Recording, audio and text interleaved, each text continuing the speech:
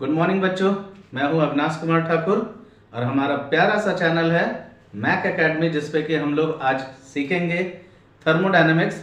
ये है थर्मोडायनेमिक्स का लेक्चर नंबर 2 और हम लोग सीखने जा रहे हैं क्या होता है टाइप्स ऑफ थर्मोडायनेमिक प्रोसेसेस। सबसे पहले हम लोग थोड़ा सा बात कर लेते हैं कि मैक एकेडमी है क्या। मैक का मोटो है मेकिंग ऑल नॉलेजेबल, पूरे इंडिया के बच्चों को नॉलेजेबल बनाना है। यही मोटो लेके हम लोग चले हैं। तो हमारा जो चैनल है इसका एक ही मोटो है, तो प्लीज़ सब्सक्राइब कर दीजिएगा और थोड़ा सा लाइक कर दीजिएगा और घंटा बटन दबा दीजिएगा, ठीक है। बेल आइकन पे क्लिक कर दीजिएगा और थोड़ा सा सपोर्ट कर दीजिए हम लोगों को। और हम लोग जो है आप लोग के लिए ऐसे ही वीडियोस बनाते रहेंगे और आपको समझाते रहेंगे और पढ़ाते रहेंगे, ठीक है। और ये मुहिम जो है कभी रुकेगी नहीं। तो हम लोग चलते हैं अपने लेक्चर नंबर 2, जो कि थर्मोडायनेमिक्स का सेकंड लेक्चर है और हम लोग सीखते रहेंगे। अच्छा, हम लोग ये भी जान रहे हैं कि 11th एंड 12th के एग्ज़ाम जो है बहुत नज़दीक है, तो उसके लिए हम लोग ये जो टॉपिक है ये काफ़ी इम्पोर्टेंट टॉपिक है, तो इस पर एकदम नज़र गड़ा के बैठिएगा और जो भी आपके कॉन्सेप्ट्स हैं उनको बस सीखते जाइएगा और हम लोग जो है यहाँ से बहुत चीज़ सीख के जाएंगे। टाइप्स ऑफ थर्मोडायनेमिक प्रोसेस से हम लोग आज शुरू करेंगे। तो हमारा जो टॉपिक है ये है टाइप्स ऑफ थर्मोडायनेमिक प्रोसेस। तो इसमें सबसे पहला टाइप जो है हम लोग पहले पढ़ते हैं आइसोथर्मल प्रोसेस। देखो बेटा, क्या होता है आइसोथर्मल प्रोसेस। आइसोथर्मल का मतलब हो जाएगा, आइसोथर्मल प्रोसेस का मतलब होता है the process in which temperature remains constant, ठीक है। आइसोथर्मल का मतलब क्या होगा, थर्मल वर्ड ही आता है टेम्परेचर से, ठीक है। तो इसका मतलब होगा the process in which temperature remains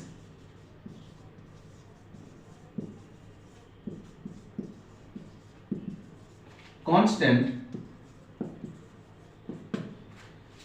is known as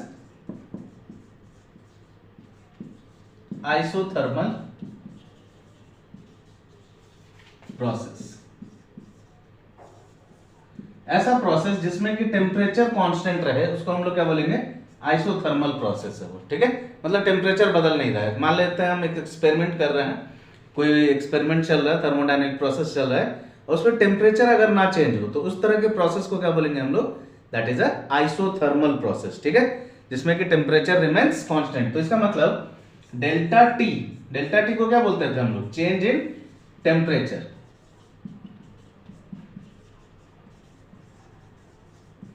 ठीक है। तो डेल्टा टी का वैल्यू जो है ये क्या होता था, T final minus T initial. इसका मतलब डेल्टा टी का वैल्यू क्या होना चाहिए, 0 होना चाहिए। मतलब फाइनल टेम्परेचर भी वही होना चाहिए और इनिशियल टेम्परेचर भी वही होना चाहिए। अगर दोनों सेम हो जाएगा तो उसका वैल्यू क्या आएगा, 0। मान लेते हैं पहले भी 25 डिग्री सेल्सियस था, बाद में भी 25 डिग्री सेल्सियस है, तो 25 माइनस 25 क्या हो जाएगा, 0 डिग्री सेल्सियस। 0 मतलब चेंज इन टेम्परेचर क्या आ जाएगा, 0, ठीक है। तो यहाँ पे कोई भी टेम्परेचर चेंज नहीं होगा इस तरह के प्रोसेसेस में, आइसोथर्मल प्रोसेस में। तो हम लोग इसको बोलेंगे ये एक तरह का आइसोथर्मल प्रोसेस है। समझ में आ रहा है सबको, ठीक है। अच्छा, अगर कोई आइडियल गैस हो, एक और चीज समझ लीजिए इसमें, इसको लिख लिए। अगर कोई आइडियल गैस हो, चलिए देखते हैं क्या बोल रहा हूं मैं। In case of ideal gas, if delta T is 0 then delta E is also 0, ठीक है। किसी ideal gas process, ideal gas की सिचुएशन में अगर टेम्परेचर चेंज नहीं हो रहा है तो उसका मतलब क्या है, वहां पे इंटरनल एनर्जी भी चेंज नहीं होगा। इंटरनल एनर्जी का वैल्यू क्या रहेगा, वो 0 रहेगा। समझ में आ रहा है सबको। चलिए आगे देखते हैं। अगर मैं P वर्सेस V ग्राफ में टेम्परेचर को लेके बनाऊं, P वर्सेस V ग्राफ बनाऊं, किस प्रोसेस में, आइसोथर्मल प्रोसेस में, तो इसका ग्राफ कैसे बनेगा बेटा, रेक्टेंगुलर हाइपरबोला की तरह ग्राफ बनेगा। इस तरह का रेक्टेंगुलर हाइपरबोला वाला ग्राफ बनेगा। यहाँ पे P वर्सेस B का जो ग्राफ है वो क्या हो जाएगा, रेक्टेंगुलर हाइपरबोला का ग्राफ बनेगा। तो ये चीज आपको याद रखना है क्यों ऐसा बनता है, मतलब P into V is equal to, अगर हम लोग x और y को ले लें, ये x एक्सिस है और ये y एक्सिस है, अगर x इंटू वाई अगर c स्क्वायर के बराबर आ जाता है तो ग्राफ कैसा होता है, रेक्टेंगुलर हाइपरबोला। अब देखिए x की जगह क्या है, p into V is equal to C square, ठीक है। तो इसीलिए ग्राफ कैसा बना, रेक्टेंगुलर हाइपरबोला बना। ये चीज समझ में आ रहा है, ठीक है। चलिए तो ये नोट डाउन कर लीजिए, आइसोथर्मल प्रोसेस, ठीक है। आइसोथर्मल प्रोसेस नोट डाउन कर लीजिए, हो गया। तो यहाँ पे चेंज इन इंटरनल एनर्जी क्या होगा, 0 होगा। चलिए स्क्रीनशॉट ले लिया सबने। नेक्स्ट है हमारा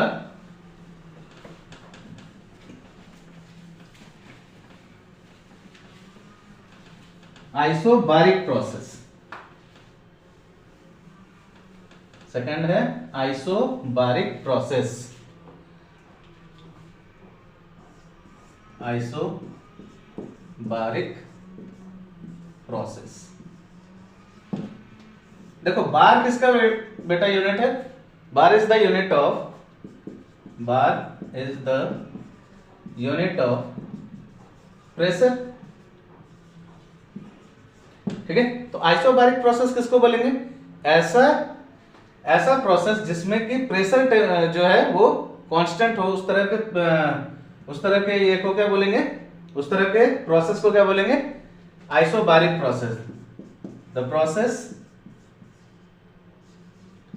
इन विच pressure remains constant, pressure remains constant, इस तरह के प्रोसेस में जिसमें कि प्रेशर कांस्टेंट रहे, प्रेशर बढ़े ही ना, इस तरह के प्रोसेस को हम लोग बोलते हैं आइसोबारिक प्रोसेस, ठीक है। मान लेते हैं कोई एक एक्सपेरिमेंट हो रहा है और वो 1 atm प्रेशर पे हो रहा है, ठीक है।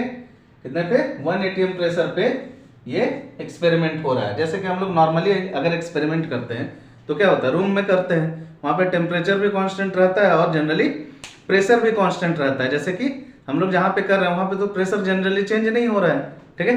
तो इस तरह के प्रोसेस को हम लोग क्या बोलेंगे, आइसोबारिक प्रोसेस, जिसमें कि pressure remains constant, pressure change नहीं होगा, ठीक है। नेक्स्ट आता है हमारा, अच्छा इसका पीवी ग्राफ कैसा बनेगा बेटा, पीवी ग्राफ बना लेते हैं। पी इधर की तरफ बढ़ रहा है, वी इधर की तरफ बढ़ रहा है, ठीक है। अच्छा यहाँ पे क्या कांस्टेंट है, प्रेशर कांस्टेंट है, मतलब प्रेशर का कोई एक वैल्यू जो है उसको कांस्टेंट कर दिए। मान लेते हैं यहाँ पे 10 atm प्रेशर होता है, ठीक है।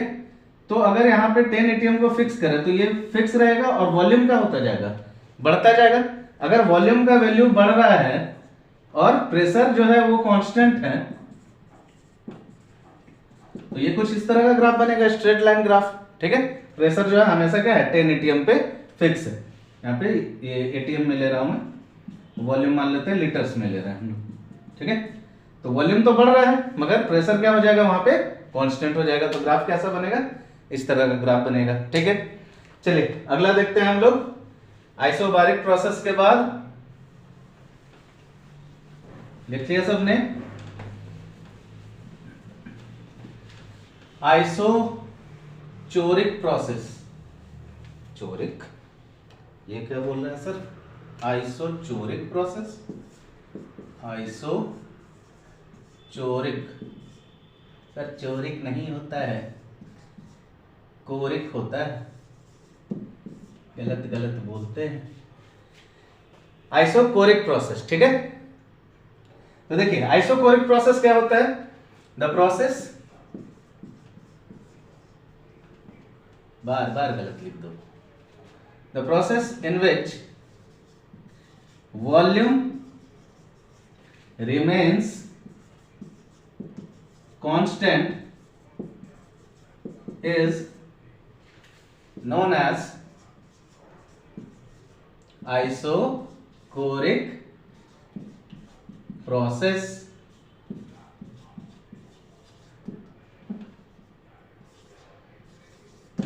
ठीक है। ऐसा प्रोसेस जिसमें कि वॉल्यूम हमेशा कांस्टेंट रहे, ठीक है, वॉल्यूम रिमेन्स कांस्टेंट, ठीक है। इस तरह के प्रोसेस को क्या बोलेंगे, आइसोकोरिक प्रोसेस, ठीक है, जिसमें कि वॉल्यूम बढ़े ही ना, ठीक है। जैसे कि अगर इस तरह का हम कंटेनर ले लें जो कि हर तरफ से क्या हो, बंद हो और ना ही फ्लेक्सिबल, ये रिजिड कंटेनर है, ठीक है। इसके वॉल्स क्या है, रिजिड है, तो इस तरह के कंटेनर को अगर ले ले तो इसका वॉल्यूम चेंज नहीं होगा। हाँ, वॉल्यूम किसका चेंज होता है? अगर मान लेते हैं हम कोई पिस्टन वाला कंटेनर ले लेते हैं, ऐसा कंटेनर जिसमें कि पिस्टन लगा हुआ हो, ठीक है, तो पिस्टन तो ऊपर नीचे मूव कर सकता है, ठीक है। तो इस तरह का प्रोसेस जो है ये आइसोकोरिक प्रोसेस नहीं होगा, ठीक है। आइसोकोरिक प्रोसेस कौन होगा? जिसमें कि सारे वॉल्स जो है वो रिजिड हो, ठीक है, एकदम टाइट से बंधे हुए हो, वो मूव ना कर सके। इस तरह के प्रोसेस को हम लोग क्या बोलते हैं? दिस इज आइसोकोरिक प्रोसेस, ठीक है। इसमें वॉल्यूम जो है वो हमेशा कांस्टेंट रहेगा। अच्छा, इस वाले प्रोसेस में देखो, अगर वॉल्यूम जो है बढ़ जाएगा, पिस्टन अगर ऊपर की तरफ मूव कर गया तो पिस्टन यहाँ पे आ गया, पहले ये 10 लीटर्स था, पिस्टन अगर ऊपर की तरफ आ गया, यहाँ पे पहुंच गया, तो ये तो ज्यादा वॉल्यूम है ना, तो मान लेते हैं ये 5 लीटर से बढ़ गया, ठीक है, और यहाँ पे इतना दूर 10 लीटर पहले से था, तो टोटल वॉल्यूम कितना हो गया? ये 15 लीटर वॉल्यूम हो गया, ठीक है। दोनों को ऐड कर देंगे तो कितना आ जाएगा? 15 लीटर्स वॉल्यूम हो गया, ठीक है। इसमें जो भी गैस है वो 15 लीटर्स में बदल जाएगा, तो वॉल्यूम क्या हुआ? इंक्रीज कर गया। अगर वही पिस्टन को नीचे कर देते तो वॉल्यूम क्या हो जाता? डिक्रीज हो जाता, समझे।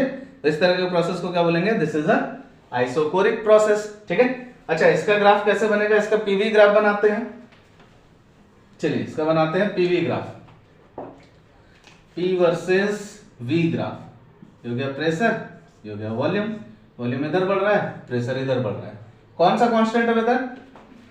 वॉल्यूम कांस्टेंट है। मान लेते हैं ये 5, 10, 15 ऐसे वॉल्यूम था, ठीक है, लीटर्स में, ये वॉल्यूम था लीटर्स में, ठीक है। अगर मान लेते हैं 10 लीटर पे वॉल्यूम कांस्टेंट है और प्रेशर बढ़ता जा रहा है, तो ग्राफ कैसा बनेगा? इस तरह का कुछ बनेगा, ठीक है। ग्राफ कैसा बनेगा? इस तरह का बनेगा। प्रेशर बढ़ रहा है और वॉल्यूम जो है कांस्टेंट है, एक जगह पे फिक्स है, ठीक है। वॉल्यूम 10 लीटर पे कांस्टेंट हो गया, तो इस तरह का ग्राफ बनेगा किसमें? आइसोकोरिक प्रोसेस में। क्लियर हो रहा है सबको? समझ आ रहा है? ठीक है, चलिए इसको भी नोट डाउन कर लीजिए। हो गया? कर लिए सब? चलिए तो अगला देखते हैं, that is adiabatic process. Fourth is your, चौथा टाइप है दैट इज एडियाबेटिक प्रोसेस।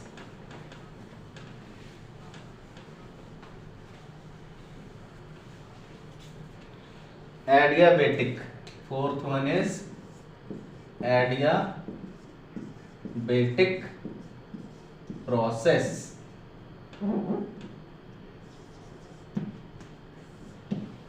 ठीक है, एडियाबेटिक प्रोसेस क्या होता है बेटा?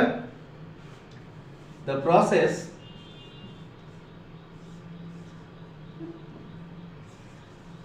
in which heat remains constant, heat remains constant is known as adiabatic process। इस तरह के प्रोसेस को क्या बोलेंगे? This is a adiabatic process. अच्छा, हीट रिमेन्स कांस्टेंट का मतलब डेल्टा एच का वैल्यू क्या होगा? हमेशा 0 होगा। मतलब डेल्टा एच जो है, मतलब H final minus H initial, ये दोनों क्या रहेंगे? H final will be equal to H initial. मतलब जो शुरुआत में हीट था उतना ही लास्ट में भी हीट रहेगा। शुरुआत में जितना हीट लेके चले थे, मान लेते हैं शुरुआत में एनर्जी कितना था? 10 जूल था, और जब प्रोसेस खत्म हुआ तब भी एनर्जी कितना है? 10 जूल है। तो 10 माइनस 10 कितना हो जाएगा? 0। ठीक है, तो चेंज इन हीट क्या हो जाएगा? यहाँ पे 0 हो जाएगा। ठीक है, उसी तरह से बाकी सारे प्रोसेस में भी हम लोग यही देखे थे। चेंज इन हीट क्या था हमारा? चेंज इन, जैसे आइसोकोरिक प्रोसेस होगा उसमें डेल्टा वी का वैल्यू क्या होगा? 0 होगा। ठीक है, डेल्टा वी का वैल्यू अगर 0 होगा। अच्छा, एक और बात नोट कर लेना, अगर कभी भी डेल्टा वी का वैल्यू 0 होगा मतलब ये आइसोकोरिक प्रोसेस था। ठीक है, आइसोकोरिक प्रोसेस में वर्क डन हमेशा 0 होता है। ठीक है, आइसोकोरिक प्रोसेस में वर्क डन क्या होगा? 0 होगा। काम हुआ ही नहीं ना, वॉल्यूम चेंज कैसे करेगा? वॉल्यूम अगर चेंज ही नहीं होगा तो काम ही तो नहीं हुआ। ठीक है, तो जहां पे भी आइसोकोरिक प्रोसेस होगा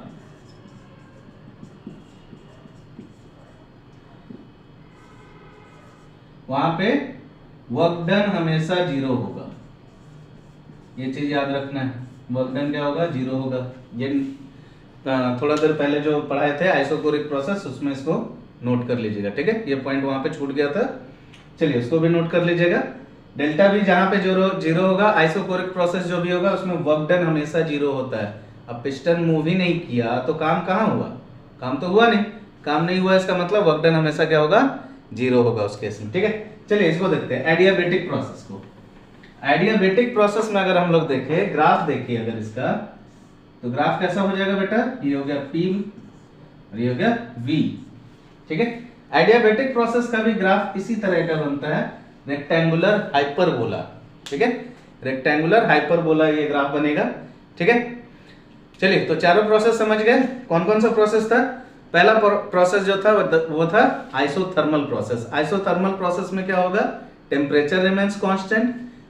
सेकंड था आइसोबारिक प्रोसेस। आइसोबारिक प्रोसेस में क्या होगा, प्रेशर रिमेन्स कांस्टेंट।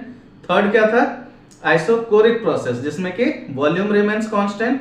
और चौथा प्रोसेस क्या है, एडियाबेटिक प्रोसेस जिसमें कि हीट रिमेन्स कांस्टेंट। हीट जो है सिस्टम का वो हमेशा कांस्टेंट रहेगा। तो कैसा, इस सिस्टम का एग्जांपल क्या हो जाएगा, जैसे कि कोई थर्मोफ्लास्क ले लीजिए, लास्ट क्लास दिखाया था ना थर्मोफ्लास्क। ठीक है, थर्मोफ्लास्क का अगर हम लोग देखेंगे तो उसमें ना ही हीट अंदर आ सकता है, ना ही उससे हीट बाहर जा सकता है। अगर ना हीट अंदर आ सकता है ना बाहर जा सकता है तो ये एक तरह का क्या हो गया, एडियाबेटिक प्रोसेस हो गया, जिसमें कि हीट का ट्रांसफर ना हो सके।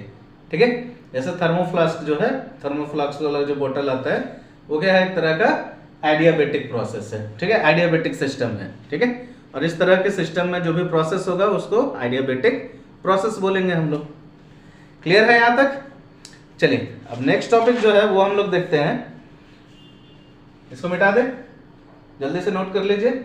1 2 3 डन हो गया, पॉज करके नोट कर लीजिए।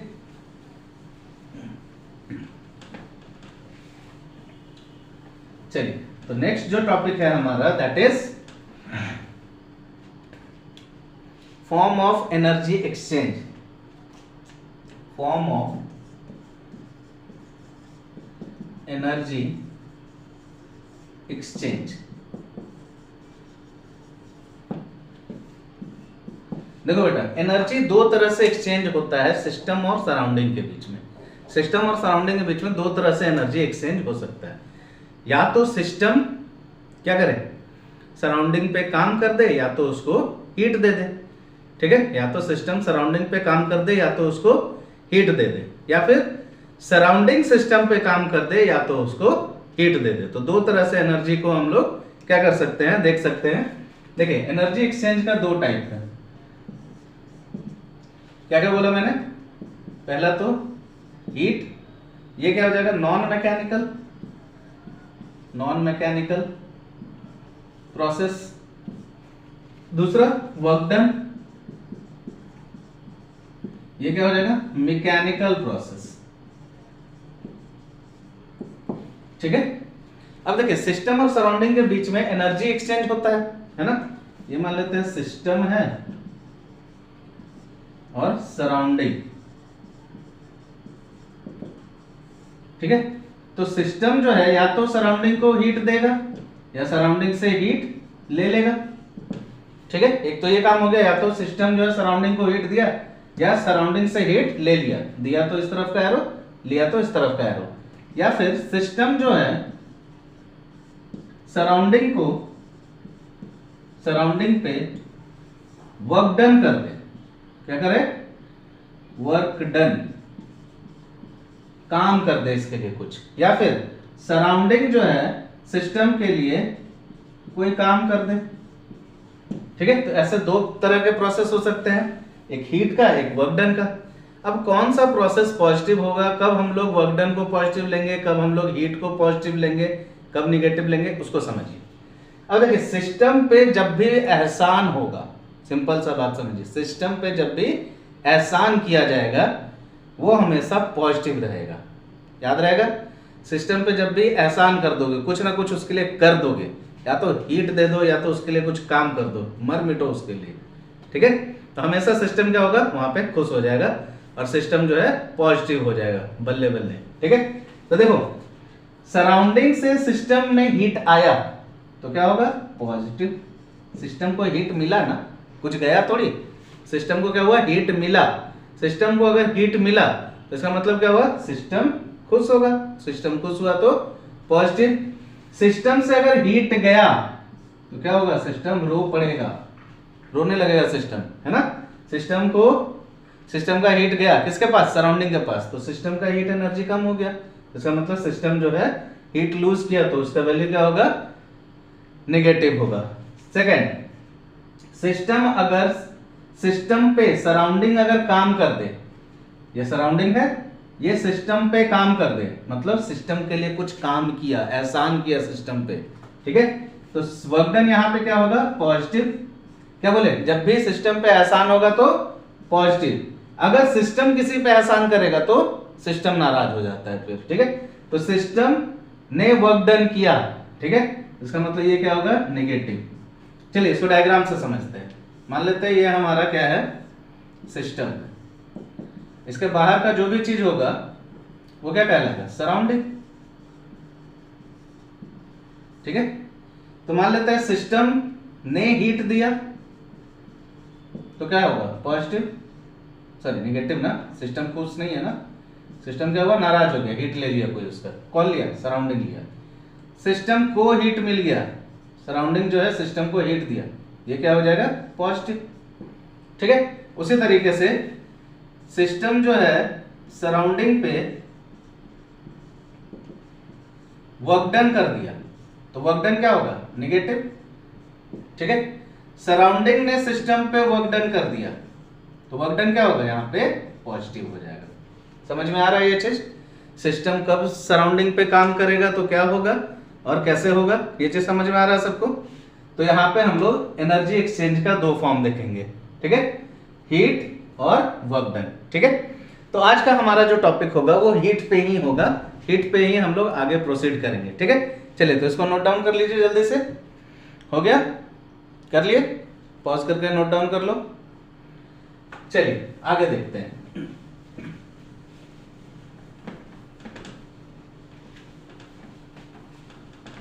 चलिए तो इसको थोड़ा सा समराइज कर देते हैं। Work done, sorry, heat given to the system, बोलो क्या होगा, सिस्टम को हीट मिला गिवन टू द सिस्टम तो हीट क्या होगा, डेल्टा एच, पॉजिटिव हो जाएगा, ठीक है। Second, heat given by the system, system ने हीट दिया तो क्या होना चाहिए, delta H, sorry delta Q क्या हो जाएगा, नेगेटिव हो जाएगा। Third point, work done by the to the system, work done to the system, ठीक है, work done to the system, system पे हुआ तो ये क्या होगा, पॉजिटिव, ठीक है। सिस्टम ने काम किया, सिस्टम बहुत बढ़िया है, वर्क डन,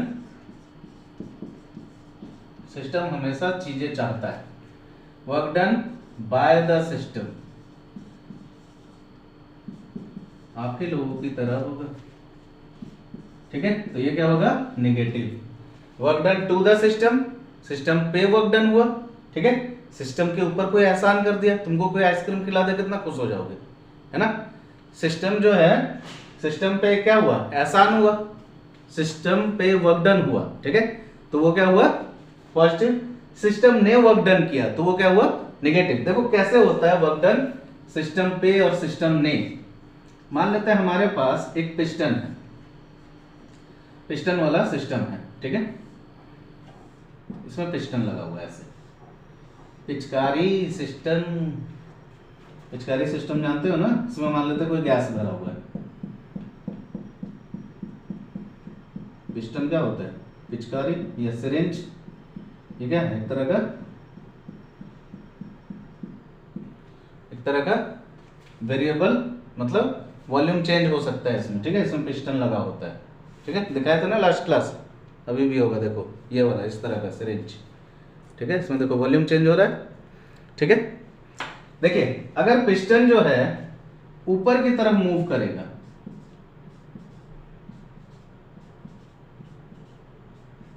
सिस्टम अगर ऊपर की तरफ मूव कर रहा है, ये ऊपर की तरफ जा रहा है, तो ये हुआ सिस्टम, ये क्या है सिस्टम, ये क्या है सराउंडिंग।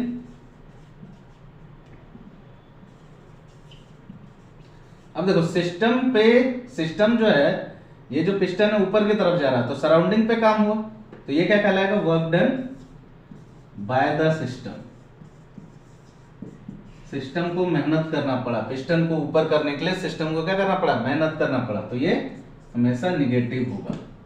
ठीक है। अब इसी में अगर देखो ये पिस्टन अगर नीचे की तरफ चल जाए, ये पिस्टन अगर नीचे की तरफ मूव करने लगे, तो इस पे फोर्स कौन लगा रहा होगा, प्रेशर कौन लगा रहा होगा, सराउंडिंग लगा रहा होगा, पर सराउंडिंग इसको नीचे दबा रहा होगा, तो work done on the system, ये क्या होगा पॉजिटिव होगा। ठीक है। सिस्टम पे वर्क डन हो रहा है, सिस्टम को दबाया जा रहा है। ठीक है। सिस्टम पे काम हो रहा है। मान लेते हैं ये सिरिंज जो है हमारा सिस्टम है। ठीक है। अब इसमें देखो पिस्टन लगा हुआ है ना बेटा, है ना लगा हुआ। अब मान लेते हैं ये पिस्टन जो है यहाँ पे था, दिख रहा है सबको। ठीक है। अब इसका इतना वॉल्यूम है। ठीक है। अगर सिस्टम पे काम हुआ, देखो ऊपर से सराउंडिंग जो ये जो सिरिंज है, सिरिंज के बाहर जो भी है वो क्या है सराउंडिंग है, मतलब मैं भी सराउंडिंग हूँ। ठीक है। इस पिस्टन के अलावा पूरी दुनिया क्या है सराउंडिंग है। अब इस पे वर्क डन कौन कर रहा है, सराउंडिंग। मान लेते हैं मैं सराउंडिंग है, ये सिस्टम है, सराउंडिंग जो है इसके ऊपर काम कर रहा है। ठीक है। तो इसके ऊपर अगर सराउंडिंग काम कर रहा है तो क्या हुआ, वॉल्यूम देखो नीचे कम होते जा रहा है। ठीक है। तो surrounding work done by the surrounding, ठीक है, on the system, work done on the system, तो ये क्या होगा हमेशा निगेटिव होगा। वही अगर ये पिस्टन ऊपर की तरफ मूव करने लगे, जैसे यहाँ पे पहले था, ठीक है, यहाँ पे पहले था, अब देखो ऊपर की तरफ मूव कर रहा है, तो इसका मतलब क्या हुआ, ये जो सिस्टम था वो सराउंडिंग के ऊपर क्या लगा रहा है, प्रेशर लगा रहा है। ये जो सिस्टम था वो क्या कर रहा है, सराउंडिंग के ऊपर प्रेशर लगा रहा है, तभी तो पिस्टन ऊपर की तरफ जा रहा है। तो इसका मतलब हुआ work done by the system, system ने सराउंडिंग के ऊपर क्या किया, वर्क डन किया, ये हमेशा नेगेटिव होगा। क्लियर है सब पूरा ये टॉपिक। चलिए तो अब हम लोग शुरू करते हैं हीट। हीट क्या होता है, इसको मिटा दे, लिख लिया सबने, चलिए जल्दी से पॉज करके लिख लीजिए। Very good, well done. चलो रे डोली अरे सर कितना पुराना गाना गा रहे हैं, हमारे जमाने में तो नहीं था ये सब गाना। Next heat. देखिए हीट क्या होता है, ठीक है, अब हम लोग शुरू कर रहे हैं हीट। ठीक है, हीट क्या होता है, हीट जो है सिस्टम और सराउंडिंग में एक्सचेंज होने वाला एक तरह का, एक प्रकार का एनर्जी है। ठीक है, heat is a form of energy, कैसा, non mechanical. System heat is the form of energy exchanged between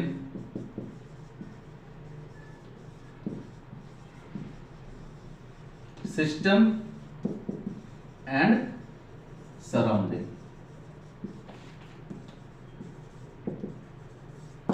ठीक है बेटा, हीट जो एक तरह का क्या है, हीट जो एक तरह का नॉन मैकेनिकल चीज है, non mechanical form of energy है, जो कि सिस्टम और सराउंडिंग के बीच में क्या होता है, एक्सचेंज होता रहता है। ठीक है, ये चीज हम लोग देखे हैं। ठीक है, इसके यूनिट्स देख लेते हैं, यूनिट्स ऑफ हीट। ठीक है, जनरली इसको एसआई यूनिट जो है दैट इज जूल। ठीक है, इसको कभी कभी हम लोग किलो जूल में भी लिखते हैं, इसमें लिखते हैं किलो जूल में भी, और डाल देता हूं, और किलो जूल मतलब 1 kilo joule is equal to 1000 joule होता है बेटा। कितना होगा, 1 kilo joule is equal to 1000 joule. CGS unit में इसको हम लोग कैलोरी में भी लिखते हैं। देखिए कैलोरी, तो हीट का दूसरा यूनिट क्या होगा, कैलोरी। ठीक है, कैलोरी अगर हम लोग लिखेंगे तो 1 कैलोरी सीजीएस यूनिट में, या तो हम लोग सीजीएस यूनिट में कैलोरी, या फिर किलो कैलोरी इसमें लिखते हैं। तो 1 kilo calorie is equal to 1000 calorie. समझ में आ रहा है? ठीक है। और देखिए अगर कैलोरी को जूल में कन्वर्ट करना हो, ठीक है, तो 1 कैलोरी इज इक्वल टू 4.182 के आसपास होता है ये, this much amount of joule approximately. ठीक है, एग्जैक्टली नहीं है, अप्रोक्सीमेटली क्या लिखेंगे 4.182 जूल। ठीक है। अच्छा, आपको उतना ज्यादा राउंड ऑफ नहीं करना होगा तो 4.2 जूल भी मान के कर सकते हो। ठीक है, राउंड ऑफ जो है करके अब 4.2 जूल भी मान लेना, ज्यादा याद रखने में आसानी होगा। तो हम लोग इसको 4.18 की जगह 4.2 ही याद रखेंगे ताकि ज्यादा आसानी से हम लोग इसको याद रख सके। ठीक है, तो 1 कैलोरी कितना होगा 4.182 जूल के बराबर। क्लियर है? अच्छा, और भी कुछ बातें हैं जो कि हम लोग हीट के बारे में जानेंगे। हीट क्या है? एक तरह का इंटेंसिव प्रॉपर्टी है या एक्सटेंसिव प्रॉपर्टी है? लास्ट क्लास बताया था मैंने, बताओ जल्दी क्या होगा बेटा? Heat is a extensive property. याद आ रहा है ना? हीट क्या था? एक तरह का एक्सटेंसिव प्रॉपर्टी था। अगर जिसको नहीं समझ में आ रहा है एक्सटेंसिव प्रॉपर्टी क्या होता है, वो वीडियो लेक्चर नंबर 1 देखिए। वीडियो लेक्चर नंबर 1 में मैंने इंटेंसिव प्रॉपर्टी और एक्सटेंसिव प्रॉपर्टी समझाया था। ठीक है। दूसरा चीज, हीट जो है ये एक तरह का पाथ फंक्शन है या स्टेट फंक्शन है। Heat is a path function. ठीक है, एक तरह का पाथ फंक्शन है। ठीक है, तो ये 2 पॉइंट भी याद रखिएगा, इसमें नोट डाउन कर लीजिए। Heat is a path function. ठीक है, बारे में और चीजें जानते हैं, जैसे लास्ट क्लास में हम लोग डिस्कस किए थे। हीट क्या है? Heat given by the system और heat given to the system. ये चीज क्या है? ठीक है, heat given by the system and heat given to the system. कौन सा पॉजिटिव होना चाहिए और कौन सा निगेटिव होना चाहिए, इसको समझते हैं। अब क्या चीज हम लोग जानते हैं, सिस्टम और सराउंडिंग के बीच में हीट का एक्सचेंज होता है। हीट या तो सिस्टम से सराउंडिंग में जाएगा या फिर सराउंडिंग से सिस्टम में आएगा। ठीक है, या तो हीट सिस्टम से सराउंडिंग में जाएगा या सराउंडिंग से सिस्टम में आएगा। तो मान लेते हैं ये हमारा एक सिस्टम है और इसके बाहर जो भी चीज होगा वो क्या होगा? सराउंडिंग। ये चीज समझ में आ रहा है? तो जब भी हीट सिस्टम से सराउंडिंग में जा रहा है, हीट जो है सिस्टम से सराउंडिंग की तरफ जा रहा है। ठीक है, तो heat given by the system कहलाएगा। ठीक है, सिस्टम ने हीट सराउंडिंग को दिया तो इसका मतलब इसका हीट खत्म हो रहा है, हीट इसका जा रहा है, एनर्जी इसका जा रहा है, तो ये हमेशा नेगेटिव होगा। ठीक है, क्या होगा? This will be negative in sign. ठीक है, heat given by the system is negative. अच्छा, heat given to the system. ठीक है, अगर सराउंडिंग से सिस्टम को हीट मिल रहा होगा, मतलब सराउंडिंग जो है, जो बाहर का वातावरण है, उससे अगर सिस्टम को हीट मिल रहा होगा तो इसको क्या बोलेंगे? Heat given to the system. अगर सिस्टम को हीट मिलेगा तो वो हमेशा क्या होना चाहिए? ये पॉजिटिव होगा। ठीक है, heat given to the system is always positive. ठीक है, अब देखिए सिस्टम से सराउंडिंग में जो हीट एक्सचेंज हो रहा था इसके बारे में हम समझे कि वो पॉजिटिव होगा या निगेटिव होगा। ठीक है, फॉर एग्जाम्पल आप खुद का एग्जाम्पल ले लीजिए कि आप खुद जो है एक सिस्टम, ठीक है, आपसे अगर हीट चला जाएगा, आप अगर हीट दे दोगे किसी को, ठीक है, मतलब कि आप मतलब मान लेते हैं बहुत सारा काम किए और बहुत सारा काम करने के बाद, वर्कआउट करने के बाद आपका जो है हीट एनर्जी रिलीज हो रहा है। ठीक है, तो क्या होगा? थका थका महसूस होगा। तो heat given to the system हुआ या बाय द सिस्टम हुआ? तो heat given by the system. बहुत ज्यादा काम करोगे तो सिस्टम ने हीट उठा के किसको दे दिया? सराउंडिंग को दे दिया। तो सिस्टम कैसा फील करेगा? क्या वीक फील करेगा ना? तो सिस्टम कैसा फील कर रहा है? अभी वीक फील कर रहा है, मतलब सिस्टम के पास एनर्जी कम हो रही है, तो वो निगेटिव फील करेगा। ठीक है, वो क्या करेगा? निगेटिव फील करेगा। Heat given by the system.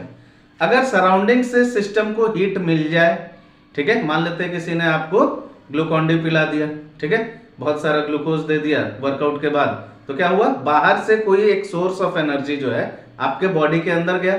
ठीक है, तो heat given to the system हो जाएगा। सिस्टम को क्या हुआ? एनर्जी मिला, हीट मिला, तो क्या होगा, सिस्टम फिर से खुश हो जाएगा। तो जब भी हम लोगों को सराउंडिंग से हीट मिलेगा तो वो क्या होगा, हमेशा पॉजिटिव, ठीक है, और सराउंडिंग को हीट दे देगा तो वो हमेशा नेगेटिव, ठीक है। तो अगर मान लेते हैं सिस्टम से सराउंडिंग की तरफ जा रहा है तो हीट क्या होना चाहिए, नेगेटिव, ठीक है, और सराउंडिंग से सिस्टम की तरफ अगर हीट आ रहा है तो ये हमेशा पॉजिटिव। क्लियर है ये चीज, ये बेसिक सा टर्म क्लियर है, इसको एक बार देख लीजिए, ठीक है।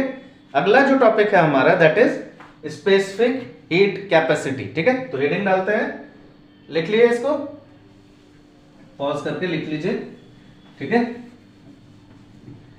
तो नेक्स्ट हेडिंग है हमारा स्पेसिफिक हीट कैपेसिटी।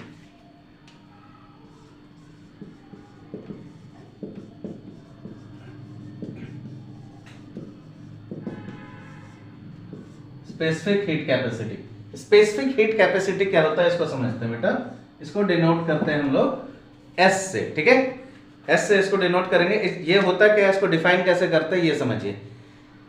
ये एक तरह का पहले तो समझ लीजिए, it is an intensive property, ठीक है।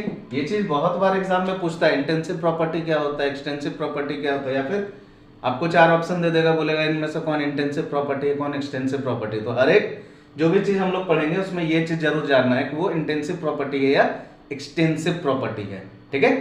तो हीट जो है वो था क्या हमारा, एक्सटेंसिव प्रॉपर्टी था, मगर स्पेसिफिक हीट कैपेसिटी ये क्या है हमारा, इंटेंसिव प्रॉपर्टी होगा। कैसे होगा ये चीज हम लोग समझेंगे, पहले इसका डेफिनेशन देख लेते हैं, ठीक है। तो क्या देखेंगे, इसका डेफिनेशन क्या होगा, heat required to raise the temperature of a unit mass 1 ग्राम और 1 kg ले लीजिए, ठीक है, 1 kilogram of a substance by 1 degree Celsius or 1 Kelvin is known as specific heat capacity। देखिए बेटा क्या लिखा मैंने, heat required to raise the temperature of a unit mass, ठीक है। हम लोगों को एक यूनिट मास का मान लेते हैं 1 ग्राम का या 1 केजी का कोई सब्सटेंस है, ठीक है, ये 1 केजी का है, ठीक है। कितना वेट है इसका, 1 केजी, यूनिट मास मान लिया इसको, आप 1 ग्राम भी मान सकते हो, ठीक है। तो इस यूनिट मास का जो वेट है इसका टेम्परेचर मान लेते हैं अभी 25 डिग्री सेल्सियस है। कितना है, 25 डिग्री सेल्सियस पे ये अभी प्रेजेंट है। अगर इसको 25 डिग्री सेल्सियस से 26 डिग्री सेल्सियस तक पहुंचाना है, ठीक है, मतलब इसको गर्म करना होगा, इसको 25 डिग्री सेल्सियस से क्या करना है, 26 डिग्री सेल्सियस तक ले जाना है। तो 1 डिग्री टेम्परेचर बढ़ाने के लिए जितना हीट रिक्वायर्ड होगा, जितना हीट लगेगा, इस हीट को हम लोग क्या बोलेंगे, स्पेसिफिक हीट कैपेसिटी। समझ में आ रहा है सबको, सबको समझ में आया क्या चीज है ये स्पेसिफिक हीट कैपेसिटी, चमका सबको, ठीक है। तो देखिए स्पेसिफिक हीट कैपेसिटी क्या हो गया, 1 ग्राम या 1 केजी आप ले लीजिए, यूनिट मास ले लीजिए, उसका टेम्परेचर 1 डिग्री सेल्सियस से आपको बढ़ाना है। 25 डिग्री पे है तो उसको 26 डिग्री कर देना है, ठीक है। तो उस टेम्परेचर को बढ़ाने के लिए जितना amount of heat energy required होगा, उस हीट एनर्जी को क्या बोलेंगे, स्पेसिफिक हीट कैपेसिटी। क्लियर है सबको। अब देखिए ये एक तरह का इंटेंसिव प्रॉपर्टी कैसे है, ठीक है, हमने पहले ही लिखा, ये एक तरह का क्या है, इंटेंसिव प्रॉपर्टी है। तो कोई भी चीज अगर यूनिट मास के लिए आप फिक्स कर दो तो वो तो इंटेंसिव प्रॉपर्टी हो ही जाएगा। कैसे हो जाएगा, अब देखिए अगर हम लोग ये जो सिस्टम बनाए थे, ठीक है, इसमें जो भी चीज रखे थे, जो भी गैस रखे थे, इसका कुछ एनर्जी होगा, ठीक है, इसका कुछ एनर्जी होगा, इस गैस का कुछ एनर्जी होगा, जो भी है, मान लेते हैं हीट एनर्जी है इसके पास, ठीक है। अब इसको आधा किए तो इसका एनर्जी आधा हुआ ना, मगर पर केजी पे अगर इसको निकालेंगे तो उसका एनर्जी का जो यूनिट रहेगा वो तो सेम ही आ जाएगा ना। इसको अगर इस सिस्टम को मैंने आधा किया, ठीक है, तो मान लेते हैं इस पूरे सिस्टम में 10 जूल एनर्जी था, ठीक है, तो 5 जूल इधर रह गया, 5 जूल इधर रह गया, ठीक है, 5 जूल इधर, 5 जूल इधर, मतलब हीट क्या होगा आपका एक्सटेंसिव प्रॉपर्टी होगा। मगर अगर इसको पर मोल पे या पर केजी पे या पर ग्राम पे निकाल दे, मतलब 1 ग्राम के लिए कितना एनर्जी है, तो हर बार तो जो वेट है उसको तो हम लोग फिक्स कर दे रहे हैं ना, तो हर बार अगर वेट फिक्स हो जाएगा तो वो क्या बन जाएगा, एक तरह का इंटेंसिव प्रॉपर्टी हो जाएगा। समझ में आ रहा है ये चीज? तो हम लोगों ने जैसे ही ये यूनिट मास वर्ड लगाया ना, 1 केजी और 1 ग्राम जैसे ही लगाया, तो जब भी इस चीज को फिक्स कर दोगे तो क्या हो जाएगा, वो एक तरह का इंटेंसिव प्रॉपर्टी बन जाएगा। क्लियर है? ठीक है, तो हर बार 1 केजी के लिए ही आपको निकालना पड़ेगा। अब इससे कोई मतलब नहीं रहा कि इसके अंदर कितना गैस है या उसका एनर्जी कितना है, आपको हमेशा कैलकुलेट करना है कितना, 1 केजी के लिए या फिर 1 ग्राम के लिए। तो ये हो जाएगा एक तरह का इंटेंसिव प्रॉपर्टी। तो हमेशा याद रखना बच्चा, जब भी हम लोग कोई चीज को अगर फिक्स कर देंगे वो हमेशा इंटेंसिव प्रॉपर्टी हो जाएगा। अगर हमेशा बोले कि इतना चीज करने के लिए कितना एनर्जी लगेगा, 1 ग्राम मतलब 1 जूल के लिए, सॉरी हाँ 1 ग्राम के लिए या 1 केजी के लिए कितना एनर्जी लगेगा, तो वो हमेशा, या फिर 1 मोल के लिए कितना लगेगा एनर्जी, तो वो हमेशा इंटेंसिव प्रॉपर्टी हो जाएगा। क्लियर है? चलिए तो इसके आगे देखते हैं इसका फॉर्मूला क्या होगा। हम लोग स्पेसिफिक हीट कैपेसिटी का फॉर्मूला देखते हैं क्या बनेगा। तो इसको मिटा देता हूं नीचे वाला, ये समझ में आ गया सबको? तो देखिए S इज इक्वल टू क्या हो जाएगा, क्या लिखे हम लोगों ने, इसका फॉर्मूला क्या, इसका फॉर्मूला कैसे डिराइव करेंगे, देखिए heat required to raise the temperature of a unit mass. तो हीट रिक्वायर्ड मतलब delta Q, heat required to raise the temperature मतलब divided by temperature delta T, कितने का, यूनिट मास का। तो यूनिट मास से हमको डिवाइड करना पड़ेगा, तो यहां पे हम लोग डिवाइड कर देंगे m से, ठीक है, m डेल्टा टी, ठीक है। S is equal to delta Q by m delta T, ठीक है। ये हो गया हमारा क्या, स्पेसिफिक हीट कैपेसिटी का फॉर्मूला। अच्छा इसका यूनिट कैसे लिखेंगे बेटा, unit of specific heat capacity, ठीक है। स्पेसिफिक हीट या कैपेसिटी का यूनिट क्या हो जाएगा, डेल्टा क्यू का यूनिट क्या होता है, जूल, ठीक है। मास को क्या लिखे, मान लेते हैं ग्राम में लिखेंगे या केजी में लिखेंगे, तो मान लेते हैं मैंने केजी में लिया हुआ है, तो जूल पर केजी, ठीक है। आगे क्या है, डेल्टा टी, डेल्टा टी मतलब टेम्परेचर, टेम्परेचर किस में होता है, ऐसा यूनिट में लेंगे तो वो केल्विन में आ जाएगा, तो पर केल्विन, तो इसका यूनिट बन गया क्या, जूल पर केजी पर केल्विन, ठीक है। हीट का यूनिट जूल, ये तो डिवाइड में है ना, तो डिवाइड में जो रहता है, या तो आप उसको इस तरह से भी लिख सकते हो, जूल डिवाइडेड बाय पर केजी पर केल्विन, ठीक है। या तो नीचे लिख दीजिए, नहीं तो -1 का साइन लगा दीजिए, दोनों सेम चीज है, ठीक है। ये हो गया जूल पर केजी पर केल्विन। क्लियर है सबको? ये हो गया इसका यूनिट, ठीक है। अब इसके आगे चलते हैं, देखते हैं ये और कैसे इसको डिस्क्राइब कर सकते हैं हम लोग। देखिए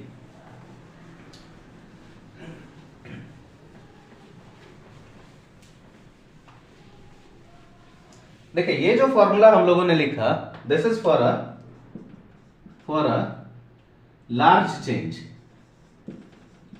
अगर एक बड़ा सा चेंज हो रहा होगा तो इसके लिए हम लोग ये फॉर्मूला यूज कर सकते हैं। फॉर ए स्मॉल चेंज, ये फॉर्मूला क्या बन जाएगा, S is equal to D cube upon M D T, ठीक है, D cube upon M D T, ये हो जाएगा फॉर अ स्मॉल चेंज, ठीक है। अच्छा यहां से dq का वैल्यू क्या हो जाएगा, dq इज इक्वल टू, यहां से अगर हम लोग देखें तो heat required is equal to क्या हो जाएगा, चेंज इन हीट क्या हो जाएगा, ms dt हो जाएगा ना। dq को यहां पे रहने दीजिए और इसको इस तरफ भेज दीजिए, तो क्या हो जाएगा ms dt, ठीक है। तो ये हो गया हमारा heat required for a small change, ठीक है। थोड़ा सा अगर हीट देंगे तो क्या होगा, ठीक है। यहाँ पे ज्यादा सा हीट दिए, यहाँ पे थोड़ा सा हीट दिए, एकदम छोटा सा, ठीक है। या फिर एंट्रोपी, यहाँ पे जो स्पेसिफिक हीट कैपेसिटी है ये बड़ा सा चेंज हुआ था, यहाँ पे स्पेसिफिक हीट कैपेसिटी थोड़ा सा अगर चेंज हुआ तो क्या होगा, तो ये फॉर्मूला हम लोग हमेशा यूज करेंगे फॉर ए स्मॉल चेंज, ठीक है। अच्छा यहाँ पे अगर इसको इंटीग्रेट कर दे, dq is equal to ms dt को इंटीग्रेट कर दे, ठीक है, दोनों को इंटीग्रेट कर दिए, ठीक है। अच्छा ये तो कांस्टेंट टर्म है, तो क्या हो जाएगा, इंटीग्रेशन ऑफ dq सॉरी, इसको स्मॉल क्यू से लिख देते हैं क्योंकि ये स्मॉल चेंज है, ठीक है। Is equal to integration of M S D T, ठीक है। अच्छा, इसको अगर इंटीग्रेट कर दिया तो ये क्या हो गया, फॉर ए बिग चेंज कहलाया। ये क्या हो गया, एक बड़े से चेंज के लिए आ गया। तो क्या हुआ, इसको हम लोग लिख सकते हैं Q is equal to M S delta T. ये बन गया हमारा फॉर्मूला क्या, Q is equal to M S delta T, ठीक है।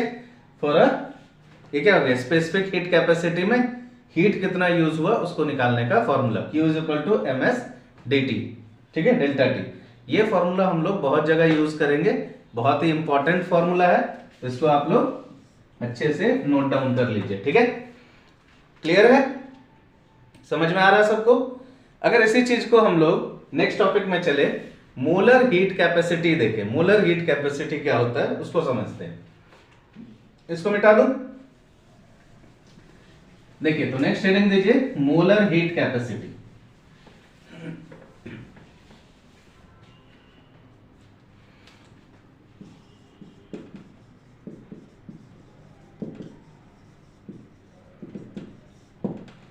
देखिए बेटा, मोलर हीट कैपेसिटी ये भी क्या होगा, एक्सटेंसिव प्रॉपर्टी या इंटेंसिव प्रॉपर्टी, ये भी आपका intensive property,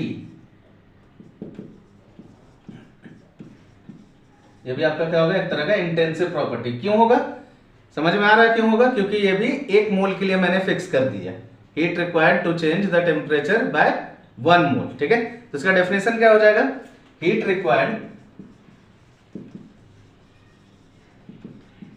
to change the temperature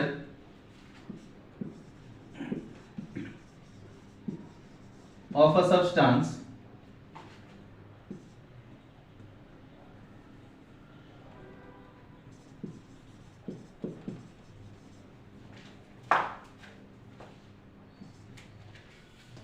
of 1 mole by 1 degree Celsius or 1 Kelvin is known as molar heat capacity, molar heat capacity, ठीक है। मोलर हीट कैपेसिटी को हम लोग डिनोट करते हैं कैपिटल सी से, ठीक है। मोलर हीट कैपेसिटी क्या होगा, इसको कैपिटल सी से हम लोग डिनोट करते हैं। तो क्या होगा, heat required to change the temperature of a substance of 1 mole by 1 degree Celsius or 1 Kelvin is known as molar heat capacity। मतलब 1 मोल सब्सटेंस है आपके पास, ये कितना है, 1 मोल है, ठीक है। ये सब्सटेंस कितना है, 1 मोल है, ठीक है। मान लेते हैं इसमें आपने पानी ले लिया, कुछ भी ले लिया, ठीक है। इसके टेम्परेचर को 1 डिग्री सेल्सियस से आपको बढ़ाना है, मान लेते 25 डिग्री था, 26 डिग्री आपको कर देना है, ठीक है। 1 डिग्री सेल्सियस से इस टेम्परेचर को आपको अगर बढ़ाना है, इसमें जितना हीट रिक्वायर्ड होगा, ठीक है, इसमें जितना हीट रिक्वायर्ड होगा उस हीट को हम लोग क्या बोलेंगे, मोलर हीट कैपेसिटी, सी। समझ में आ रहा है, मोलर हीट कैपेसिटी क्या हो गया, तो increase the temperature of a 1 mole of a substance by 1 degree Celsius is known as molar heat capacity. Clear है। सेम स्पेसिफिक हीट कैपेसिटी था, स्पेसिफिक हीट कैपेसिटी में 1 ग्राम या 1 kg लेते थे, यहाँ पे 1 मोल ले लेंगे तो ये हो जाएगा मोलर हीट कैपेसिटी। क्लियर है। तो चलिए इसका फॉर्मूला क्या लिखेंगे हम लोग, C इज इक्वल टू क्या हो जाएगा, delta Q upon N delta T for a big change, बड़े से चेंज के लिए ये फॉर्मूला लिखेंगे। अच्छा, छोटे से चेंज के लिए dQ upon N dt, this is for a small change. Differentiate कर दिए और क्या किए, ठीक है। इसी को फिर से इंटीग्रेट करेंगे तो ये आ जाएगा, ठीक है। चलिए इंटीग्रेट करके देखते हैं।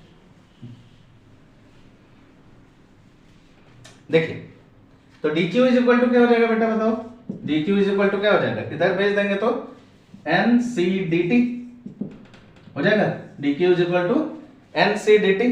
अगर इसको इंटीग्रेट कर दे, dq का इंटीग्रेशन कर दे, nc तो हमारा क्या होगा, कांस्टेंट है, और dt इसको इंटीग्रेट कर दिए। अच्छा बोलोगे इंटीग्रेट क्या होता है? इंटीग्रेट करना मतलब इस पे इसको इंटीग्रेट कर दिए Q1 से लेके Q इनिशियल से लेके Q फाइनल तक, ठीक है। इसको इंटीग्रेट कर दिए T इनिशियल से लेके T फाइनल तक, टेम्परेचर जो है इनिशियल से लेके फाइनल तक, और कुछ नहीं, ठीक है। ये क्या हो जाएगा? Q, ठीक है, मतलब ये क्या हो जाएगा? Q final minus Q initial, Q final minus Q initial, ठीक है। और ये हो जाएगा NC T final minus T initial, समझे? अच्छा इसको क्या लिखेंगे? डेल्टा Q, ये क्या हो जाएगा? NC, ये क्या हो जाएगा? Delta T। तो ये बन गया हमारा फॉर्मूला, ठीक है। Q final minus Q initial, इसी को डेल्टा Q बोलते हैं, और T final minus T initial इसको डेल्टा T बोलेंगे, ठीक है, टेम्परेचर का चेंज। तो क्लियर है यहाँ पे? ये हो गया हमारा मोलर हीट कैपेसिटी का दूसरा फॉर्मूला, ठीक है। एक स्पेसिफिक हीट कैपेसिटी हो गया और एक मोलर हीट कैपेसिटी हो गया। ये दोनों टॉपिक समझ में आए? जल्दी से छाप डालो इसको, जेरोक्स करो जल्दी। सॉरी जेरोक्स क्यों करोगे, स्क्रीनशॉट मार दो, ठीक है। छाप लिया? चलिए आगे बढ़ते हैं। अब देखिए ये चीज सबको क्लियर है? Molar heat capacity and specific heat capacity सबको क्लियर है? ठीक है, कोई दिक्कत है इसमें? कोई दिक्कत होगा तो आप कमेंट बॉक्स में मुझे लिख के बता सकते हो, मोलर हीट कैपेसिटी और स्पेसिफिक हीट कैपेसिटी में अगर आपको दिक्कत होगा, ठीक है। चलिए आगे देखते हैं हम लोग। मोलर हीट कैपेसिटी का फॉर्मूला क्या लिखा हमने? C is equal to NC delta T, ठीक है। C is equal to Q is equal to ना, Q is equal to NC delta T, या फिर delta Q is equal to change in heat जो है, ठीक है। Q is equal to NC delta T। ये दो तरह का हो सकता है molar heat capacity. Molar heat capacity हम लोग दो तरीके से निकाल सकते हैं, एट कांस्टेंट प्रेशर, और दूसरा तरीका हो सकता है एट कांस्टेंट वॉल्यूम, ठीक है। अच्छा molar heat capacity at constant pressure, ठीक है, इसको बोल रहे हैं molar heat capacity at constant pressure. इसको हम लोग Cp से डिनोट करते हैं। Molar heat capacity at constant pressure को किससे डिनोट करेंगे? Cp से। एंड मोलर हीट कैपेसिटी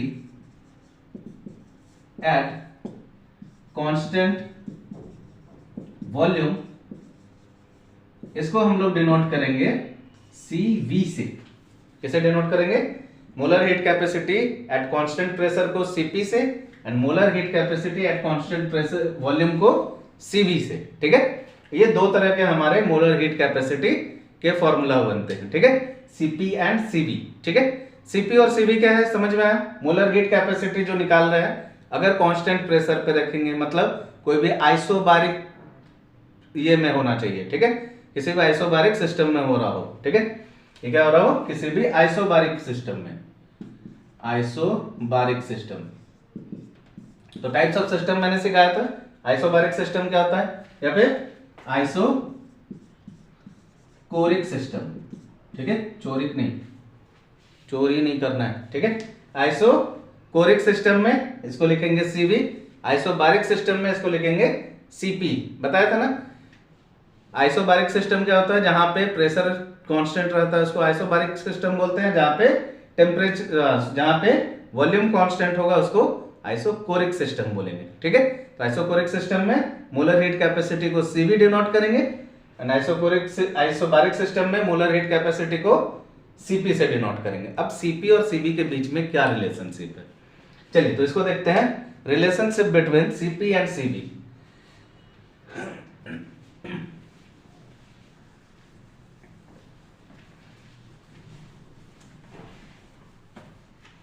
जल्दी से देखते हैं relationship between Cp and Cv।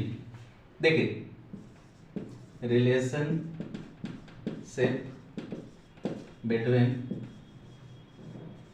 Cp and Cv। अच्छा, Cp का फॉर्मूला क्या हो जाएगा? Qp upon n delta T. Cv का फॉर्मूला क्या हो जाएगा? Qv upon n delta T.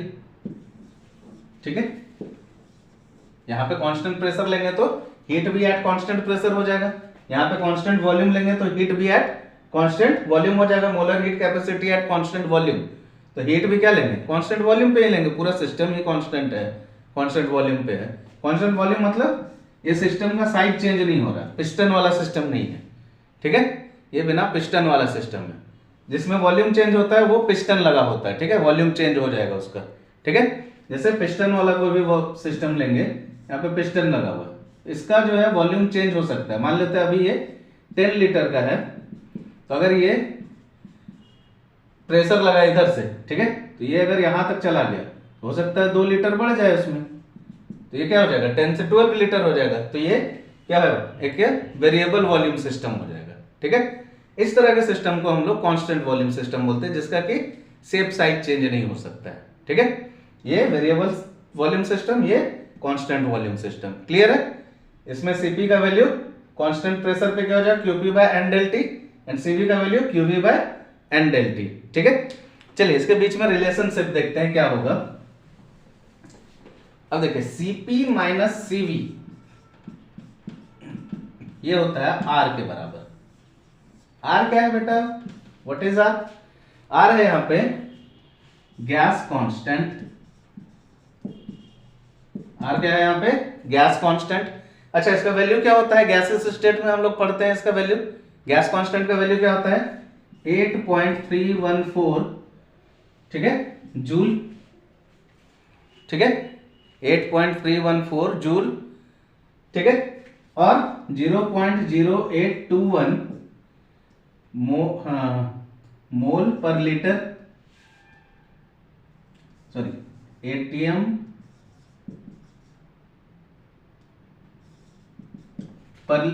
Litre पर मोल पर केल्विन। एटीएम लीटर पर मोल पर केल्विन, ये हो गया जूल पर मोल पर केल्विन। ठीक है, या फिर इसको पर मोल -1 करके भी लिख सकते हैं, इस तरह से भी लिख सकते हैं, पर मोल पर केल्विन, सेम चीज है। यहाँ पे हो गया पर मोल पर केल्विन, एटीएम लीटर पर मोल पर केल्विन। ठीक है, तो अगर हम लोग जूल में लिखेंगे तो इतना होगा, और एटीएम में लिखेंगे, एटीएम लीटर में लिखेंगे तो इतना आ जाएगा। ठीक है, अच्छा ये हमारा एसआई यूनिट है, तो हम लोगों को इसको भी एसआई यूनिट में चेंज करना होता है, इसीलिए ये वैल्यू यहां से यहां तक चेंज हो जाता है। ठीक है, मतलब एटीएम को अगर हम लोगों को एसआई यूनिट में लिखना होगा तो एटीएम को चेंज करेंगे किस में? न्यूटन पर मीटर स्क्वायर में। ठीक है, और इसको चेंज करेंगे किस में? मीटर क्यूब में। तो इन दोनों को जब चेंज करते हैं हम लोग तो इसका वैल्यू यहां से लेके यहां चेंज हो जाता है। ठीक है, मतलब नियर अबाउट 102 से आपको मल्टीप्लाई करना होता है और कुछ नहीं है। ठीक है, एटीएम लीटर को अगर हम लोगों को जूल में चेंज करना है तो ये क्या हो जाएगा? लगभग 102 से इंटू कर दो, लगभग इतना ही आएगा। ठीक है, और अप्रोक्सीमेटली बोल रहे हैं, या फिर 100 से इंटू कर दो, ये क्या हो जाएगा? 200 से इंटू करेंगे तो क्या होगा? 8.21। ठीक है, 102 से करेंगे तो 8.31 आ जाएगा। ठीक है, तो यही चेंज है। अब कैसे आता है देखो, इसको देखते हैं। एटीएम को अगर चेंज करेंगे, 1 ATM is equal to 10⁻⁻5 newton per metre square approximately. ठीक है, और 1 litre is equal to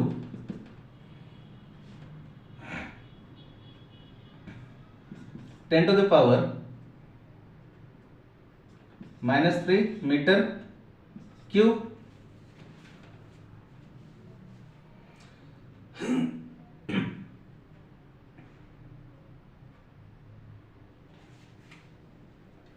10⁵ newton per metre square. ठीक है, 1 ATM is equal to 10⁵ newton per metre square, और 1 litre is equal to 10⁻³ metre cube. ठीक है, अब इसको एटीएम लीटर को अगर हम लोग इन दोनों को इंटू कर दे तो ये जूल में कन्वर्ट हो जाएगा। ठीक है, तो इन दोनों को इंटू करेंगे तो 10 to the power 5 into 10 to the power -3, ये क्या हो जाएगा 10 टू द पावर 2। इसको क्या लिख सकते हैं 100 अप्रोक्सीमेटली। ठीक है, ये एग्जैक्टली वैल्यू नहीं लिखा है मैंने। ठीक है, एग्जैक्ट वैल्यू देखेंगे तो ये हो जाएगा 1.0321 ऐसे करके कुछ आपका आएगा। ठीक है, ये अप्रोक्सीमेटली वैल्यू लिखा है, ये क्या हो गया अप्रोक्सीमेटली 100 के आसपास आ गया। ठीक है, तो इसी में 100 इंटू कर दो तो 8.31 आ जाता है। ठीक है, मगर मैंने क्या बोला, ये हम लोगों ने अप्रोक्सीमेशन में लिया है, एग्जैक्ट वैल्यू नहीं है ये। ठीक है, एग्जैक्ट वैल्यू लेंगे तो ये इतना आएगा। चलिए, तो आर का वैल्यू याद रखिएगा। आर का वैल्यू क्या होगा, जब जूल में दिया होगा तो 8.314 और जब एटीएम लीटर में दिया होगा तो 0.0821 और कन्वर्ट करना होगा इससे इसमें तो 102 से इंटू कर दीजिएगा या 100 से इंटू कर देना यार। ठीक है, राउंड फिगर में चला जाएगा। ठीक है, और एक चीज लिख सकते हैं, जैसे जैसे देखो, अगर कैलोरी में लिखना होगा तो क्या बताया था, कैलोरी क्या हो जाएगा 2 कैलोरी पर मोल पर केल्विन।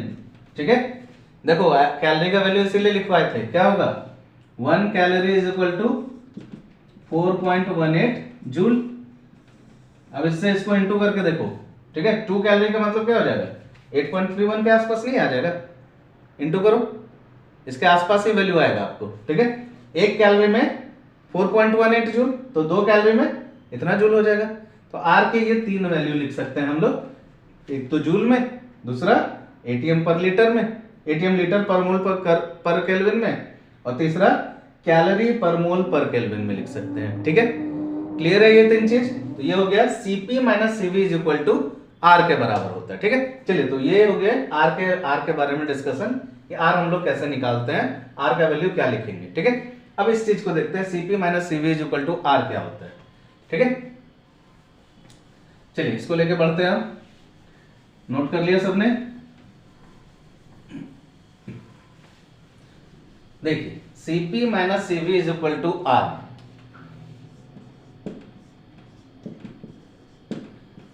चलिए इस रिलेशनशिप को आगे और बढ़ाते हैं, रिश्तेदारी को थोड़ा मजबूत करते हैं। तो देखिए अब हम लोग देखते हैं, तो Cp इज इक्वल टू क्या हो जाएगा R प्लस Cv। इसको याद रखिएगा, Cp is equal to R plus Cv, बहुत इंपॉर्टेंट है ये, आगे इसका काम आएगा। ठीक है, अब देखिए Cv इज इक्वल टू होता है F by 2R। Cv is equal to क्या होता है F बाय 2R। R तो समझ गए थे, R क्या है गैस कांस्टेंट। ठीक है, मगर F क्या है बेटा, यहां पे F है डिग्री ऑफ फ्रीडम। F क्या है डिग्री ऑफ फ्रीडम। ठीक है, घूमने की आजादी, डिग्री ऑफ फ्रीडम। जैसे आपको होती है ना घूमने की आजादी, नहीं होती है ना, बहुत दिक्कत है, बच्चों को घूमने की आजादी नहीं मिलती है जनरली। ठीक है, पेरेंट्स क्या करते हैं, पीट पाट के उसके घूमने की आजादी खत्म कर देते हैं, मगर गैस के पास घूमने की आजादी होती है, डिग्री ऑफ फ्रीडम होता है। तो कैसे होगा, for a mono atomic gas, किसी मोनो एटॉमिक गैस को देखेंगे हम लोग, तो इसका डिग्री ऑफ फ्रीडम जो होगा, F का वैल्यू होगा ये 3 होता है। ठीक है, अगर कोई गैस अकेला हो तो उसका डिग्री ऑफ फ्रीडम कितना होगा, 3 होगा। ठीक है, for example helium, neon, argon, krypton, इस तरह के गैसेस जो हैं जो कि अकेले रहते हैं, मोनो एटॉमिक गैस, उसका डिग्री ऑफ फ्रीडम कितना होगा 3। डाई एटॉमिक गैस, ठीक है, इसका डिग्री ऑफ फ्रीडम F का वैल्यू होगा 5। कितना होगा 5। For example N2, O2, CO, H2, this type of gas, N2, O2, CO, H2, इस तरह के गैसेस का डिग्री ऑफ फ्रीडम का वैल्यू क्या होगा 5 होगा। ठीक है, for try atomic gas F का वैल्यू क्या होगा, ये 6 हो जाता है। ठीक है, try atomic gas, for example ammonia gas NH3, ठीक है, CO2, H2S, O3, इस तरह के गैसेस जो होंगे उसका डिग्री ऑफ फ्रीडम F का वैल्यू 6 हो जाएगा। ठीक है, उसके घूमने की आजादी मान लो उसको, ठीक है, डिग्री ऑफ फ्रीडम, ठीक है। तो डिग्री ऑफ फ्रीडम का ये वैल्यू हो गया, ठीक है। अच्छा, यहां से अगर हम लोग तीनों चीज समझ गए, मोनोएटॉमिक, डायटॉमिक और ट्राइएटॉमिक का डिग्री ऑफ फ्रीडम कितना होता है, तो उससे हम लोग ये चीज निकाल सकते हैं कि सबका सीपी एंड सीबी का वैल्यू क्या होगा। चलिए तो हम लोग निकालते हैं सीपी, सीबी एंड सीपी का वैल्यू, ठीक है, for monoatomic, diatomic and triatomic. निकालिए तो बेटा, CV इज इक्वल टू क्या हो जाएगा, CV इज इक्वल टू क्या है, F/2R। F का वैल्यू क्या है मोनोएटॉमिक के लिए 3, क्या हो जाएगा 3/2R। समझ में आ रहा है, 3/2R को 1.5R भी लिख सकते हैं हम लोग, 3/2 1.5, ठीक है। यहाँ पे CP इज इक्वल टू क्या हो जाएगा 3/2R। अच्छा, CP इज इक्वल टू क्या है, R प्लस CV, ठीक है। तो R प्लस CV का वैल्यू क्या हो गया 3/2R, ठीक है। क्या हो जाएगा 5/2R इज इक्वल टू, इसको क्या लिख सकते हैं 2.5R, नीचे लिख देता हूं 2.5R लिख सकते हैं ना। अरे ऐसे भी देखो, CV का वैल्यू क्या था 1.5R, इसमें एक R जोड़ दिया तो क्या हो जाएगा 2.5R। सिंपल सा चीज है, 1.5R आपके पास था, एक R और जोड़ दीजिए तो 1.5 प्लस 1 कितना हो गया 2.5R, ठीक है। चलिए यहाँ पे निकालिए CV का वैल्यू क्या हो जाएगा बेटा, CV का वैल्यू फॉर डायटॉमिक गैस के लिए F का वैल्यू क्या है 5, तो क्या हो जाएगा 5/2R, इस वाले फॉर्मूला से F/2R से, ठीक है। तो 5/2R कितना हो जाएगा 2.5R, क्लियर है। अच्छा, CP का वैल्यू यहाँ पे क्या हो जाएगा फॉर डायटॉमिक गैस के लिए, देखिए तो क्या हो जाएगा R प्लस 5/2R, ठीक है। तो ये क्या आ जाएगा 7/2R, ठीक है। 7/2R को 3.5R, देखो पहले 2.5R था, एक R और जोड़ दिए, एक R और जोड़ दिए, यहाँ पे CV का वैल्यू 2.5R, एक R और जोड़ दिए तो क्या हो जाएगा 3.5R, क्लियर है। ट्राइएटॉमिक गैस के लिए क्या हो जाएगा CV का वैल्यू, ट्राइएटॉमिक गैस के लिए F का वैल्यू क्या है 6, तो क्या हो जाएगा 6/2R, मतलब 3R इसका वैल्यू हुआ, 6/2R ये कट गया, ठीक है, 3/3R हो गया। CP का वैल्यू क्या हो जाएगा, CP का वैल्यू यहाँ पे डाल दीजिए F/2R, ठीक है, R plus F/2R, R plus 6/2R, 6/2R कितना था 3R, R प्लस 3R कितना हो जाएगा 4R। CV का वैल्यू कितना है 3R है, तो 3R पुट कर दीजिए, क्या हो जाएगा 4R। तो CP और CV का वैल्यू निकल गया, ये चीज समझ में आ रहा है पूरा, CP और CV कैसे निकाले हम लोग, ठीक है। क्वेश्चन में इसी तरह से दिया होगा for monoatomic gas, diatomic gas, triatomic gas, आपको CP और CV का वैल्यू दिया होगा, निकालना होगा, ठीक है। ये चीज आगे बहुत ज्यादा यूज आएगा, क्लियर हो रहा है, ये चीज समझ में आ रहा है सबको, सही है। चलिए इसको लिख लीजिए जल्दी से, स्क्रीनशॉट या पॉज करके लिख लीजिए, हो गया। चलिए आगे बढ़ते हैं बच्चों। अब अगर हम लोग गामा का वैल्यू निकालें, अब गामा क्या है सर, आप तो एक एक करके नया नया पिटारा खोलते जा रहे हैं, पहले हमको बताए CV, फिर बताए CP, पहले बताए स्पेसिफिक हीट कैपेसिटी, मतलब आप हीट पढ़ाते पढ़ाते कहाँ तक पहुँच रहे हैं, ठीक है। हम तो सोचे थे हीट क्या है, गर्म हो गया खत्म, इस बॉडी से उस बॉडी चला गया, मगर ऐसा नहीं है। क्या क्या पढ़ा दिया फिर, सबसे पहले हम लोग पढ़ लिए क्या, सबसे पहले हम लोग स्पेसिफिक हीट कैपेसिटी पढ़े, फिर आपने चोरी से पढ़ा दिया क्या मोलर हीट कैपेसिटी।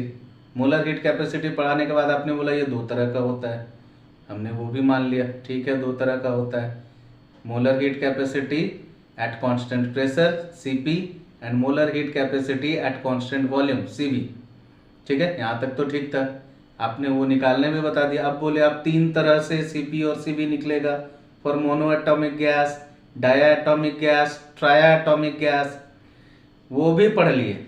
अब आप बोल रहे हो गामा भी पढ़ना होगा, तो देखिए गामा पढ़ते हैं। गामा क्या है, थोड़ा सा और बाकी है बेटा, बस थोड़ा सा पेशेंस। देखिए गामा क्या है, gamma is the ratio of CP and CV, क्या है गामा जो है रेशियो है सीपी और सीवी का रेशियो। बहुत सारे क्वेश्चन में डायरेक्ट गामा दिया होगा, सीपी अपॉन सीवी अगर लिख दे तो that is known as gamma, ratio of CP upon CV. इसको क्या बोलते हैं? Ratio of CP upon CV, इसको गामा बोलेंगे। चलिए, तो gamma for monoatomic gas, monoatomic gas के लिए गामा निकालेंगे तो गामा इज इक्वल टू क्या हो जाएगा? सीपी का वैल्यू क्या है? ये रहा 2.5 आर या फिर 5/2 आर, 5/2 आर अपॉन ये क्या होगा? सीवी का वैल्यू 3/2 आर, 3/2 आर, आर से आर कट गया, 2 से 2 कट गया, क्या बचा? 5/3। मोनो एटॉमिक गैस के लिए ये कितना आया? 5/3। चलिए, फॉर डायटॉमिक गैस इसका वैल्यू क्या हो जाएगा? For diatomic gas gamma is equal to, देखिए ये कहा, ये कितना है? ये कितना? 7/2 R, 7/2 R CP by CV ना, सीपी बाय सीवी। सीपी का वैल्यू डायटॉमिक गैस के लिए 7/2 आर और सीवी का वैल्यू 5/2 आर, आर से आर कट गया, 2 से 2 कट गया, क्या बचा? 7/5, कितना आ जाएगा? 1.4। ठीक है। Next, for triatomic gas,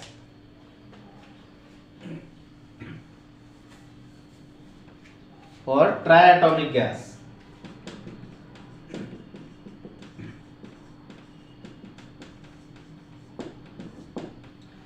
gamma is equal to क्या हो जाएगा? ट्राइएटॉमिक गैस के लिए देखिए सीपी का वैल्यू क्या है? CP upon CV. सीपी का वैल्यू है 4R और सीवी का वैल्यू है 3R, आर से आर कट गया, क्या बचा? 4/3, क्या गया? 1.33। ठीक है, ये आ जाएगा ऑलमोस्ट 1.66, 3.166, हाँ 1.66। ठीक है, तो गामा समझ गए। गामा क्या है? It is the ratio of CP and CV. CP और सीवी का रेशियो जो निकालेंगे दैट इज गामा। गामा निकाल लिया। फॉर मोनोएटॉमिक गैस कितना है? 1.66। डायटॉमिक गैस के लिए कितना है? 1.4 एंड ट्राइएटॉमिक गैस के लिए कितना है? That is 1.33। ठीक है, तो यही था हमारा वीडियो लेक्चर 2। ठीक है, हम लोगों ने इसमें सीखा हीट की सारी गहराइयां, हीट को एकदम डेप्थ में समझा। इसी हीट का यूज हम लोग जब आगे के टॉपिक्स पढ़ेंगे, फॉर एग्जांपल इंटरनल एनर्जी पढ़ेंगे या फिर एंथैल्पी पढ़ेंगे, एंट्रोपी पढ़ेंगे, तो इन सब जगह पे थर्मोडायनेमिक्स में या फिर first law of thermodynamics, second law of thermodynamics, इन सब जगह पे हम लोग इसका यूज करेंगे और इसको समझेंगे। ठीक है, चलिए, तो यहां तक क्लियर है सबको? That's the end of the video lecture 2। समझ में आ गया सबको? Please subscribe and please press the like button और घंटा बजा दीजिएगा। Thank you very much students. मिलते हैं नेक्स्ट वीडियो में, नेक्स्ट लेक्चर में एक तगड़े से वीडियो के साथ, जो कि हमारा होगा वर्क डन पे। ठीक है, बहुत ही इंपॉर्टेंट वीडियो होगा वो भी। चलिए, तो आते हैं हम लोग वर्क डन के वीडियो के साथ। Enjoy the video and like it and share it to your friends. Thank you very much.